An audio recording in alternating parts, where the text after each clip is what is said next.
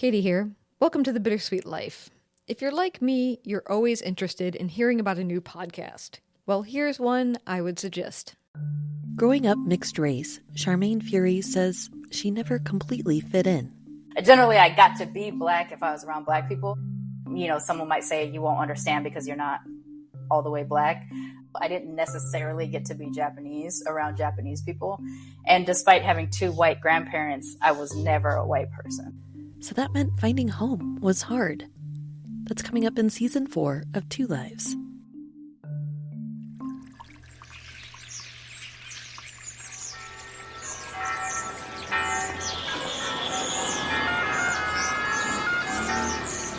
Welcome to Rome. This is The Bittersweet Life with Katie Sewell and Tiffany Parks. Hello, this is The Bittersweet Life. I'm Katie Sewell. I'm Tiffany Parks. And today, Tiffany, I don't even know what we're talking about today. You're telling me something, and I'm going to respond. This just proves how spontaneous and unplanned our show sometimes is.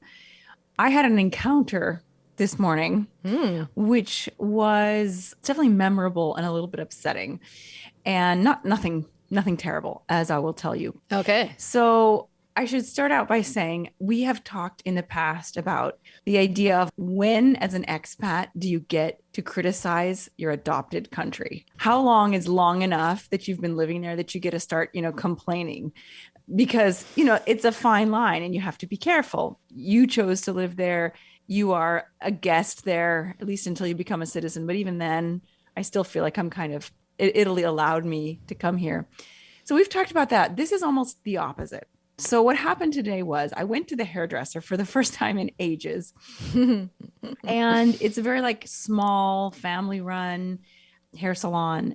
And I know the owner and his mom works there. And his wife is the other, it's just all family. And so I know them pretty well. I've been going there for years. And I'm sitting there and the owner of the shop is foiling my hair. He's putting my highlights in basically.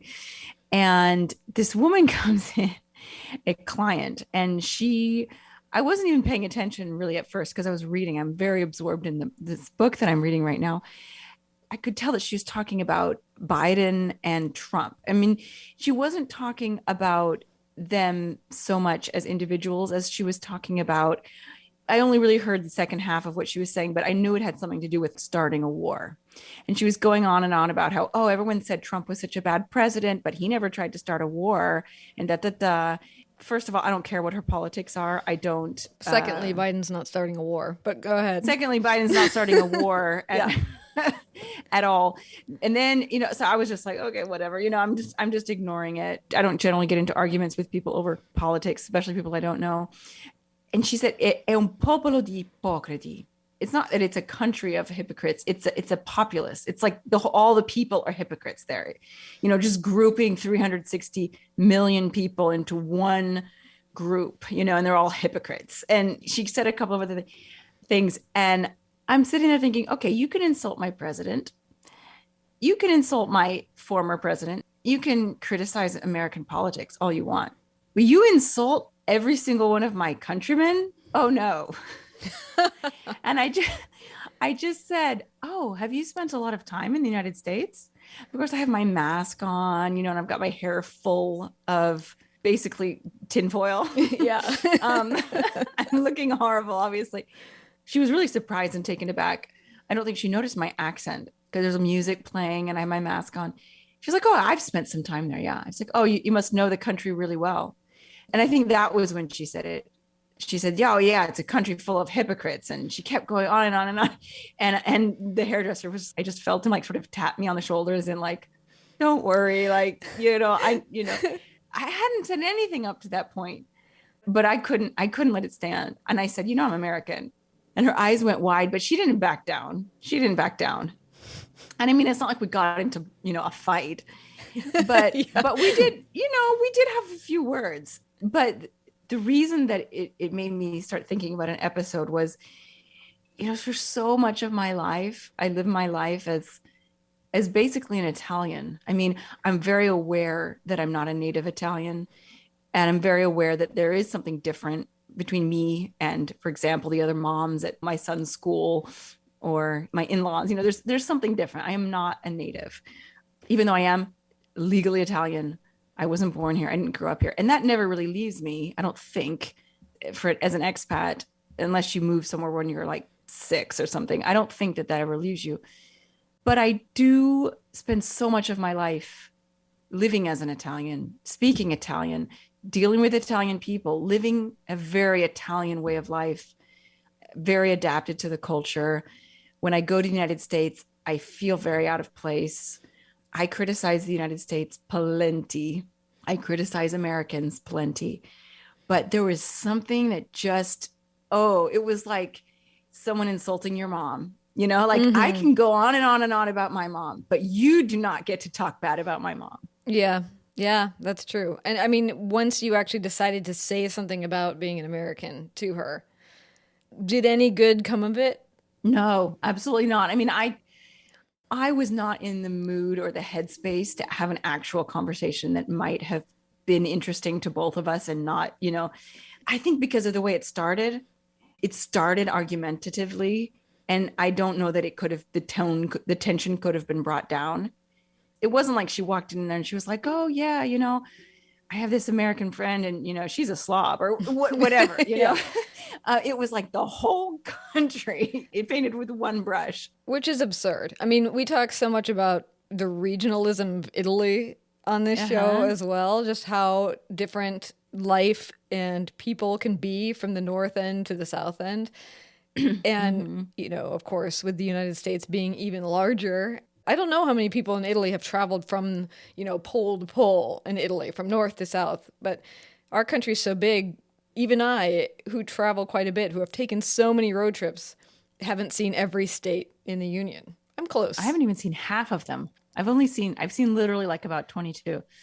Yeah. And in fact, my hairdresser was like, yeah, after I said something, I said, you can't call an entire country of 360 million people that they're all, And he said, yeah, it's true. It's like saying all Europeans are the same. It's like saying a Spaniard is the same as a Latvian. It's just, they're so far apart physically, culturally, that, how could you group them all together? You couldn't.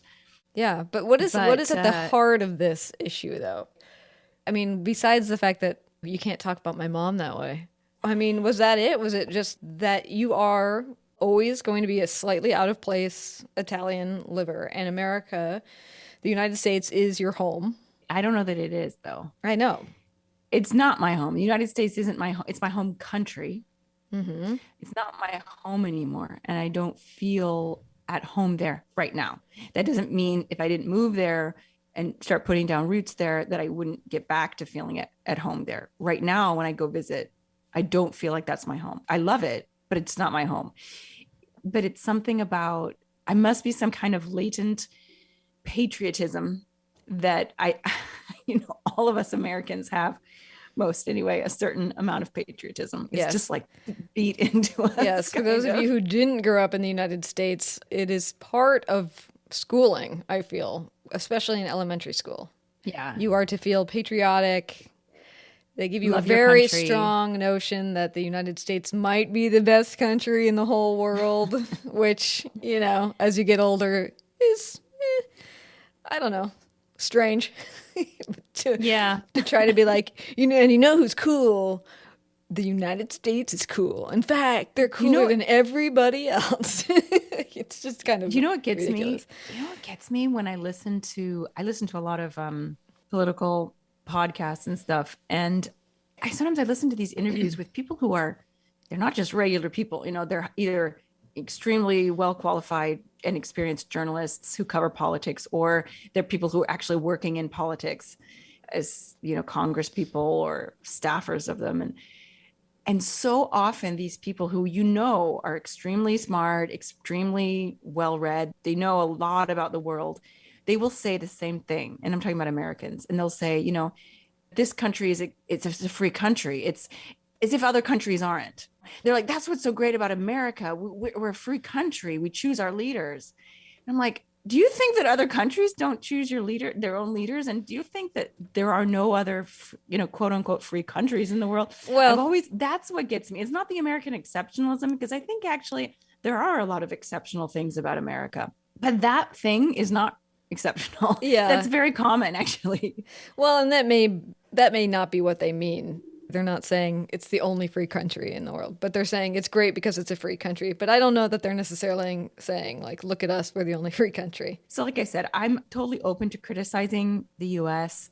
I feel like I'm really looking at this from an outside perspective. For the most part, on an individual level, when you meet Americans, and now I'm going to group them all together, I just feel like, just like they did. Yeah, just like that woman. But like Americans are so nice. Like they really are. They really are for like the most part, unless you're like in a really heated situation, they're going to be nice. That's true. You know, everybody complains about Americans abroad and the ugly Americans.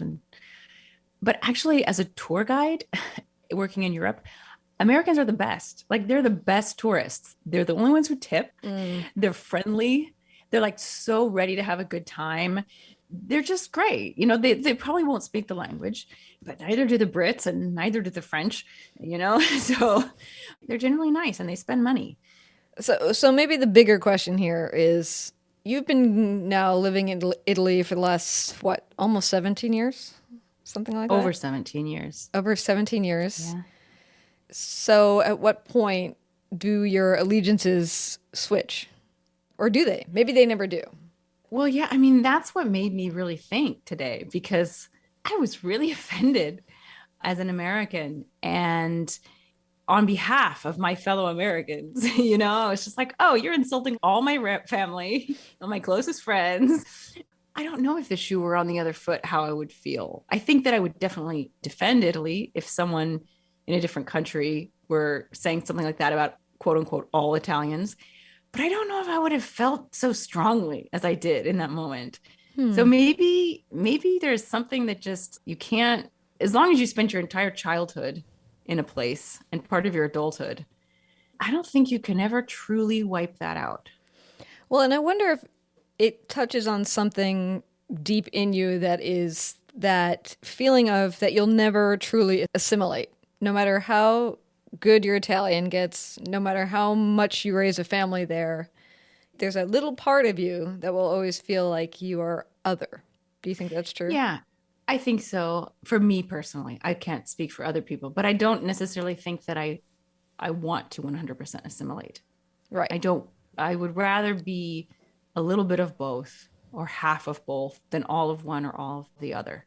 Even if that makes me out of place in both places, I can't imagine, you know, they use the term going native, like going so native that like you speak to your children in your second language. I know people who do that. They, you know, they're Americans or, you know, maybe British or something, and they're raising children and they speak to their children in Italian. I could never do that. You know, I want my kid to have, you know, the American side to him. I want him to have the language, speak it, culturally feel that he's American. So in that sense, no, not for me. I do wonder, I mean, I don't want to go back to our expat versus immigrant conversation because we've talked about that a lot, but there are people when they truly immigrate to a place that they give up their citizenship of their first country.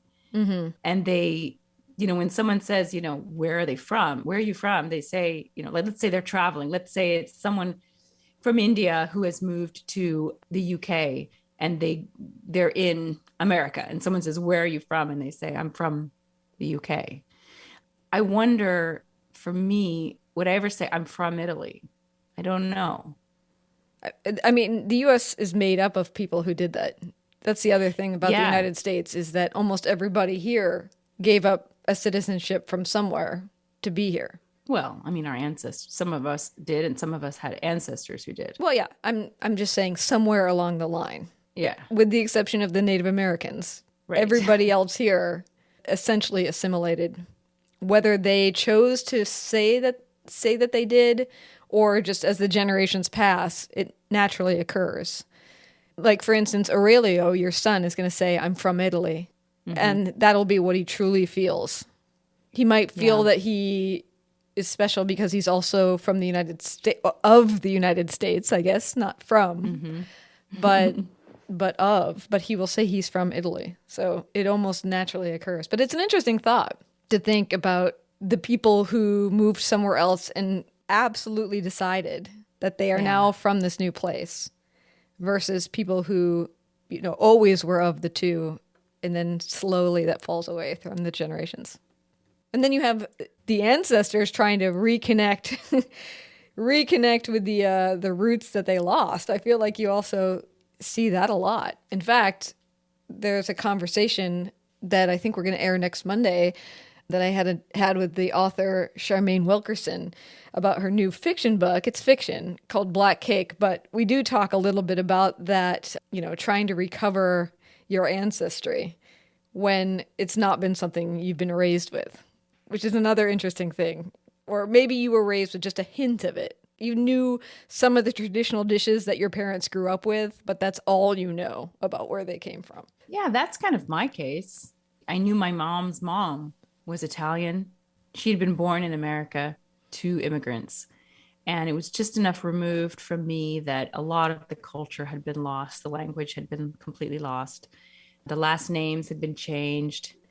Even the religion had changed. Had become Protestant as opposed to Catholic. But nevertheless, I felt something. I had that desire to go deeper and to study those roots. Did you look into Look where it led me. I mean, that's a deep desire if I ever saw one.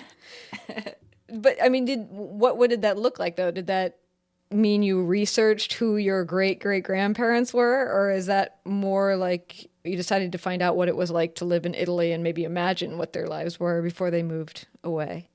Both. We knew through other relatives who had gone before us and done the research. We found the names. My mom, I remember her showing me written on a piece of paper, like just scrawled down the names of these. I want to say there were 5 or 7 siblings. My great grandfather was one, and his brother and these two men had married 2 sisters. So there were 2 brothers and 2 sisters who were married, and those were the 4 who left and who moved to America. And their siblings who stayed, I met their descendants, and they're my second cousins and my third cousins. So yes, we started to learn their names, and we saw how their original name, my grandmother's maiden name, Lungo, had actually been Ialungo. And I loved that. I loved how the fact that my great grandfather, who I met when I was really little, but was probably dead by that time that I was learning about it, that his name, we always called him Alec, but his name had been Alessandro.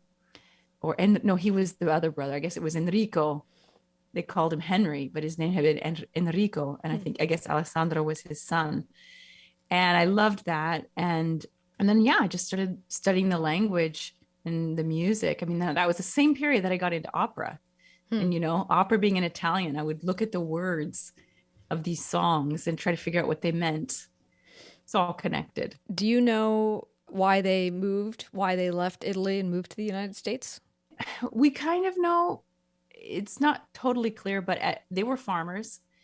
And at a certain point, I think there was this is basically what happened. My great grandfather, he and his wife had a baby, and they both had to work. I don't know if there was like a famine going on or for some reason my great grandmother, although she had just given birth, like they really needed her to work in the fields. And so she left her baby with the only woman who wasn't going to work because she was sick to nurse her baby. And the baby died. The baby got sick and died. And this is the story that has sort of been told. How much it's true, I don't know. But I bet apparently they said, that's it. We're not going to, we got to go try to make our fortune elsewhere where these things don't happen. And so the 2 brothers packed up before their wives. They went to New York and got jobs on the railway, and they worked across the country on the railway. This was, I think, 1917. And they finally got to some farmland in Eastern Washington. And that's when they finally sent for their wives. And they were farmers in Eastern Washington, and they owned their own farms. I mean, that's the American dream. Wow, how interesting. I was thinking while you were saying that, I don't remember any names of episodes here, but when we had our intern Estrella on the show, and she talked about how her parents were the first generation immigrants to the United States, and I could be getting this slightly wrong, but how dismayed in a way they were when Estrella decided to move to Italy for a time, to go away from the thing that they worked so hard to give to their children. To give her. Yeah, yeah. And of course she's back in the United States, but I always thought that was very interesting too, that, that idea of seeking a better life of some kind and then wanting to pass that on to your children. And then, of course, your children will do whatever it is that they're going to do, I suppose. Yeah, I know. And my son could turn around and move back to the U.S. Or maybe he'll decide to go to Southeast Asia. I mean, who knows? We don't know what his interests are going to be. And of course, what his means are going to be, like what he'll do for a living or any of that. But if this show continues on for long enough, we'll find out. Oh, he already decided he wants to start his own podcast, The Aurelio Show. The Aurelio Show. Mm. But he also wants to be an emperor. So the Emperor Aurelio Show. Yes. Ever since we went to the Napoleon Museum, he wants to be an emperor. Well, I would like to hear the pilot episode of that show if you want to ask him to put it on. So we can put it as a Thursday episode. I tried, but he got embarrassed. So it's still in the workshopping stage. Right. It's percolating. Yeah. Well, that's all very interesting, but I guess we'll leave it there. There's no conclusions here. I'm sorry you had to get in a fight with some random woman at the hairdresser this morning. That's okay. Luckily, I had such a good book that I was able to just totally drown myself in it. And I'm almost done. I'm going to go finish it right now. Well, now everyone's like, what's the book before you go? Oh my gosh, it's so good. It's called The Tortoise and the Hare by Elizabeth Jenkins. It is enthralling. It's a very quiet story, but it's really good. Really good. Okay. And before we go, just want to remind you that on March 12th, Saturday, March 12th, we are going to be doing a live Zoom meetup, international meetup.